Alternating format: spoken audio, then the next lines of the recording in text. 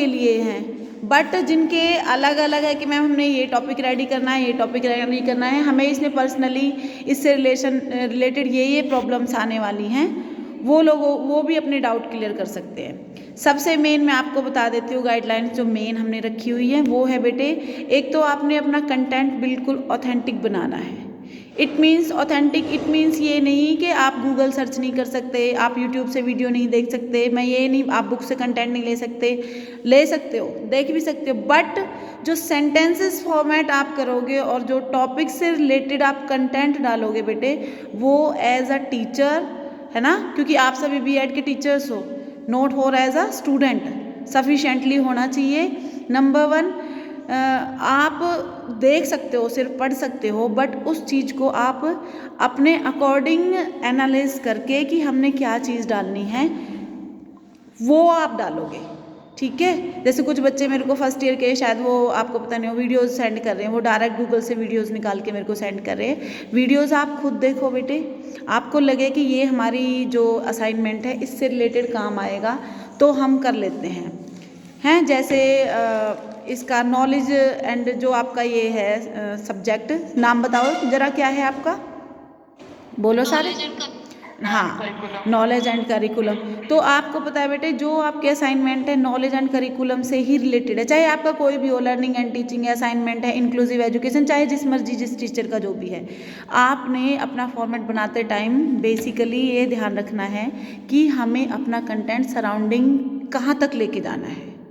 समझ रहे हो ना बेटे मैं क्या कह रही हूँ। पेज कवर आपने करने हैं 15 मिनिमम और मैक्सिमम 20, अगर किसी का 20 से एबव जा रहा है तो और बेस्ट है। दूसरी चीज़ बेटे आपने क्या करना है, हाँ बोलिए आप। ये फाइल हमने बनानी है सोनिया आप रुको, सुनो बेटे, हाँ मैं वही बता रही हूँ आपको, बिल्कुल स्टार्टिंग से बता रही हूँ ये पॉइंट्स।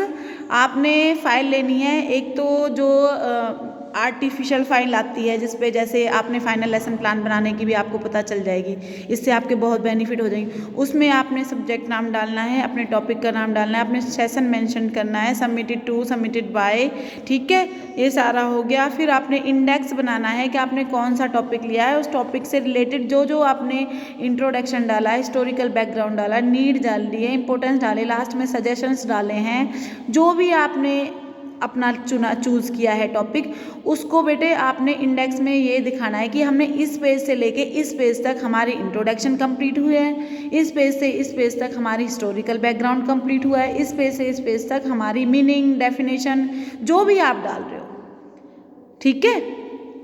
नेक्स्ट, इंडेक्स में एक रिमार्क्स का आपने छोड़ना है, एक कॉलम बना के उसमें आपके टीचर रिमार्क्स देंगे, आपको सिग्नेचर करेंगे, ये आपकी रेडी हो जाएगी फर्स्ट। बाकी जो कंटेंट है बेटे उसमें एक आप लोगों ने रेड पेन यूज़ नहीं करना, ना स्केच और ना रेड पेन, यानी रेड पेन आपका होना ही नहीं चाहिए। दूसरा, आपने ग्रीन पेन का भी यूज़ नहीं करना। If you want you can use blue, black या फिर कोई भी अदर हाइलाइटर वगैरह यूज़ कर सकते हो, नो डाउट हैं, बट आपने ग्रीन एंड रेड यूज़ नहीं करना है। दूसरी चीज़ बेटे, जो A4 साइज की आप शीट ले रहे हो, किसी बच्चे ने अगर लाइन वाली ले रखी है तो आप ये शीट्स कैसे लोगे, एक तरफ से लाइनिंग वाली होनी चाहिए, दूसरी तरफ से आपकी क्या जो स्पेस वाली हो, जिसमें लाइनिंग ना हो, ठीक है। अगर आपने अपना और ऑथेंटिक बनाना है और अच्छा लिखना है असाइनमेंट और उसको साथ साथ क्लैरिफाई भी करना है, तो आप कैसे करोगे बेटे, जैसे आप ICT की फाइल बना रहे हो, यानी एक तरफ आप लोगों ने उससे रिलेटेड पिक्चर भी आप लगा सकते हो, उससे क्या है कि और ज़्यादा आपका अट्रैक्शन पड़ता है हमारे काम का।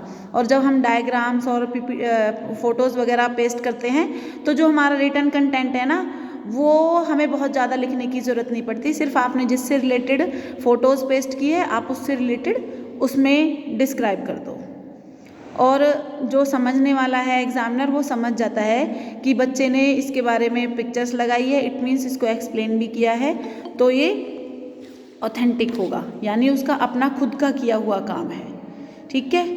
दूसरा, ये तो प्रॉपर गाइडलाइंस है। आपने जैसे वुमेन स्टेटस का ले लिया बेटे, नॉलेज का ही ले लिया, करिकुलम का ही ले लिया, कोई भी आप लोगों ने खोल रखी होगी जो मैंने भेजी है आपको PDF, टॉपिक्स बोलो उसमें से कौन बच्चा बोलेगा, खोलो ग्रुप पे जाके, हाँ रीवा खोलो, तो और साथ के साथ उसमें से ना जिसका जो इंटरेस्ट है बेटे वो टॉपिक ले सकता है, समझ रहे हो? मैम जैसे इस पे एनी टू लिखा है तो मतलब हमें 2 करने हैं या कोई एक टॉपिक चूज करना है? हाँ कोई भी? ठीक है। बेटे इसमें आपने जो टॉपिक एनी टू, अच्छा शिवानी मैम ने भेजा होगा एनी टू वाला, आपने भेजा एनी टू? मैम आपके वाले में ही है। मेरे वाले में एनी टू लिखा हुआ है? नहीं, मैंने लिखा है आप इनमें से कोई सा भी एक ले सकते हो बेटे, एक बच्चे ने 2 रेडी नहीं करने। जैसे जितने भी टॉपिक्स है जैसे मैंने डिस्क्राइब किए वो डाली है ना लिस्ट, उसमें से सिर्फ आप अपना एक टॉपिक उठा लो, एक ने एक ही लिखना है बेटे, एक ने 2 नहीं रेडी करने। ओके मैम फर्स्ट टॉपिक है सोशल इकोनॉमिक एजुकेशनल हाँ। Survey of need. ठीक है, तो आप सोसाइटी का कर लोगे इसमें, ठीक है रिभा? और सेकंड क्या है बेटे, सेकंड बोलो। रोल ऑफ एजुकेशन इन हाँ, यहाँ एम्पावरमेंट की बात आ रही है तो ये भी आप लिख लोगे। Third ma'am to analyse and prepare a report on the हाँ, प्रेजेंट। अब हाँ जिन बच्चों ने ये टॉपिक लेना है बेटे, अगर रिपोर्ट रेडी करनी है तो फिर आपको उसके बारे में क्वेश्चनियर बनाना पड़ेगा, क्योंकि रिपोर्ट जब हम देते हैं किसी चीज़ की तो उसकी जो डेटा होते हैं, जो ऑथेंटिसिटी होती है वो हमारे पास ना प्रूफ होना चाहिए। जैसे फर्स्ट ईयर के एक स्टूडेंट ने केस स्टडी का लिया है बेटे, तो उसे ना क्वेश्चनियर बनाना पड़ेगा, क्वेश्चनियर बना के उसे डेटा फिल कराना पड़ेगा। किसी भी एक बच्चे से करा ले, किसी एक की केस स्टडी करा ले। सेम तुम्हारा भी, अगर रिपोर्ट तुम लोगों ने रेडी करनी है तो फिर बेटे आपको ना थोड़ी सी जानकारी उसकी ऑथेंटिक रखनी पड़ेगी, क्योंकि एजुकेशनल रिपोर्ट जैसे कोई बच्चा अगर स्कूल में लगा हुआ है या टीपी कर रहा है, जॉब कर रहा है, तो वो वहाँ पे फिल करा सकता है अपना डेटा। टीचर से करा लो एजुकेशन के प्रोस्पेक्टिव से रिलेटेड, है ना, तो उसमें आप लोगों ने मेहनत करनी पड़ेगी।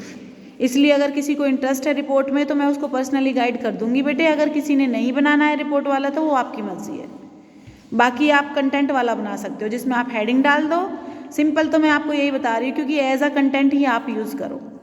आप हेडिंग डालो, जिस हेडिंग की एक्सप्लेनेशन दे रहे हो उससे रिलेटेड आप पिक्चर पेस्ट कर दो, ये आप लोगों के लिए ईजी रहेगा। बाकी फर्स्ट ईयर वालों को तो मैंने पहले दिया था आप लोगों से काफ़ी, तो उनका थोड़ा सा टाइम बच गया था, तो इस वजह से मैंने उनको रिपोर्टिंग का भी दे दिया कि आप रिपोर्ट्स वगैरह भी रेडी कर सकते हो, क्वेश्चनियर भी बता दिया कि आप कैसे बना सकते हो, कैसे कर सकते हो। और बताइए किसी का कोई डाउट है तो बेटे? और मैम ये जो कॉलेज आना है हमने 3rd से 9 रेगुलर आना है? हाँ बेटे ये रेगुलर आना है आपने। और मैम टाइमिंग क्या होगी इसकी? बेटे टाइमिंग यही है, आप 10 से 3 तक आ सकते हो, 10 से 3 के बीच में, ठीक है? ओके मैम, फिर वहाँ करेंगे एक्चुअली क्योंकि मतलब